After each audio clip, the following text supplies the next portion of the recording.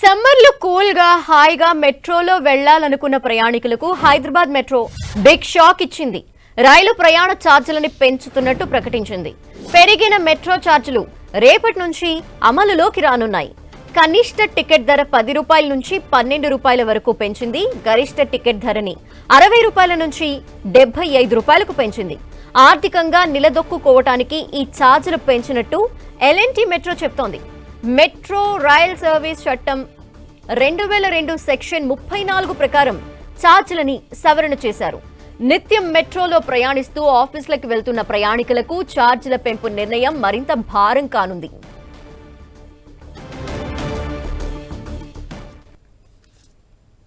పెరిగిన metro charges కి సంబంధించిన డీటెయిల్స్ మా ప్రతినిధి రాముడిని అడిగి తెలుసుకుందాం. రాముడు, ప్రస్తుతం ఛార్జెస్ పెంపుకు సంబంధించి ప్రయాణికులు ఏమంటున్నారు?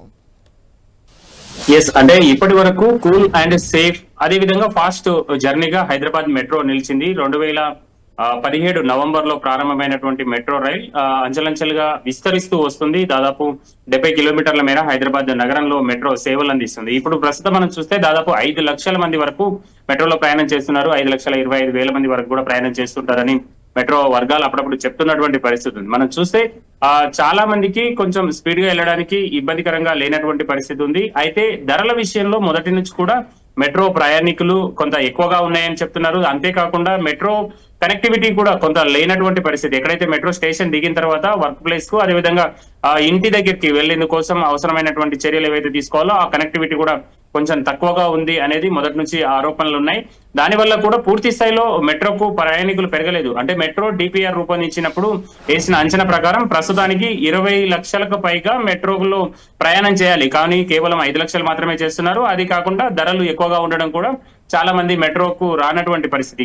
కేవలం పీక్ అవర్స్ లో మాత్రం మెట్రో చాలా రద్దీగా ఉంటుంది. మనం చూస్తే ఐటీ కారిడార్ కు వెళ్లేటువంటి మార్గం, అమీర్పేట నుంచి ఐటీ కారిడార్ కు వెళ్లేటువంటి మార్గంలో ఒక్కొక్కసారి ఎక్కడానికి కూడా మెట్రో ఎక్కడానికి కూడా ఇబ్బందులు పడేటువంటి పరిస్థితి. అలాంటి తరుణంలో ఆ ఇబ్బందులు పడుతూ కూడా మెట్రోలో ప్రయాణం చేస్తున్నారు.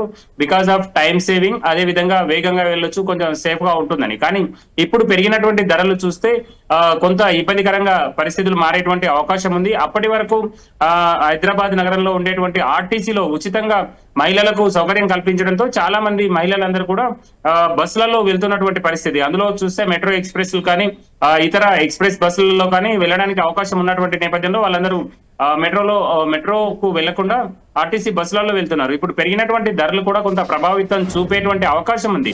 మనం చూస్తే మినిమం 2 రూపాయలు పెంచినట్టు మనకు కనబడుతుంది, మాక్సిమం 15 రూపాయలు పెంచినట్టు మనకు కనబడుతుంది. కానీ స్లాబ్లు చాలా ఎక్కువగా ఉన్నాయి. మెట్రో ఒప్పందం జరిగినప్పుడు కేవలం 6 స్లాబులు మాత్రమే ఉన్నాయి. అందులో 8 రూపాయల నుంచి 19 రూపాయల వరకు హైయెస్ట్ ఛార్జీలు ఉండాలి 2017లో మెట్రో రైల్ ప్రారంభమైనప్పుడు. కానీ అప్పుడే ఏకంగా 10 రూపాయలు మినిమం ఛార్జ్, అదే విధంగా అత్యధికంగా గరిష్టంగా 60 రూపాయల వరకు మెట్రోకు ఛార్జీలు పెంచారు. దాంతో కూడా చాలా మంది మెట్రోకు వెళ్ళలేదు. అందువల్లనే మెట్రో అధికారులు అనేక స్కీమ్స్ తీసుకొచ్చారు. అంటే పీక్ అవర్స్ లేని టైంలో 10% తగ్గింపు ఇచ్చారు. మెట్రో కార్డు పైన ప్రయాణం చేసిన వారికి తగ్గింపు ధరలు ఇచ్చారు. అట్లాగే సెలవులలో కేవలం 59 రూపాయలకి ఎన్నిసార్లు అయినా తిరిగేటువంటి అవకాశం ఇచ్చారు. అంతేకాకుండా స్టూడెంట్ పాస్లు కూడా, అంటే కొన్ని ట్రిప్స్ 20 ట్రిప్స్ కు చెల్లించేసి 30 ట్రిప్స్ తిరిగే విధంగా అవకాశం ఇచ్చారు. ఈ విధంగా అనేక కార్యక్రమాలు చేసి మెట్రోకు ప్రయాణికులను పెంచేటువంటి ప్రయత్నం చేశారు. ఆ తరుణంలో మనం చూస్తే మెట్రో కూడా కొంత ఆర్థికంగా ఇబ్బంది ఎదుర్కొంది. అదే విధంగా ఎక్కువగా ఖర్చు అయింది. వాళ్ళు ఎక్స్పెక్ట్ చేసిన దానికంటే నిర్మాణంలో ఎక్కువగా ఖర్చు అయింది. దాంతో పాటు కరోనా రావడం కూడా కొంత ఇబ్బంది, ఆర్థిక నష్టాలకు చేకూర్చింది. మొత్తం కూడా 6,500 కోట్ల నష్టాలు ఇప్పటి వరకు ఉన్నట్టు మెట్రో అధికారులు చెప్తున్నారు. అందువల్లనే మేము మెట్రో టికెట్ రేట్లు పెంచామని చెప్తున్నారు. ఈ కమిటీ ఏదైతే కమిటీ ఏర్పాటు చేసిందో ఆ కమిటీ ఇచ్చినటువంటి రిపోర్ట్ల ఆధారంగా, అదే విధంగా వాళ్ళు 2002 మెట్రో రైల్ యాక్ట్ సెక్షన్ 34 ఏదైతే ఉందో దాని ప్రకారం మేము మెట్రో ఛార్జీలు పెంచామని చెప్తున్నారు. అయితే ప్రభుత్వాలకు మాత్రం ఈ కమిటీకి సంబంధించినటువంటి నివేదిక